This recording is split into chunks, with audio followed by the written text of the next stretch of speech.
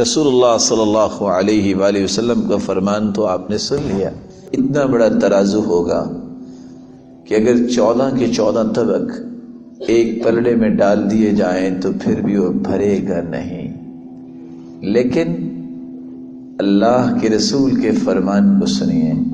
حدیث کے الفاظ ہیں والحمد للہ تملأ المیزان، صحیح الجامع کی روایت ہے۔ جو شخص اللہ کے ہر فیصلے پہ راضی ہو کر شکر گزاری کرتے ہوئے خوش ہو کر دل کی اتھا گہرائیوں سے رب سے راضی ہو، زبان پہ صرف ایک کلمہ لے آئے الحمدللہ، چھوٹا سا کلمہ الحمدللہ، حدیث کے الفاظ ہیں والحمدللہ تملأ المیزان۔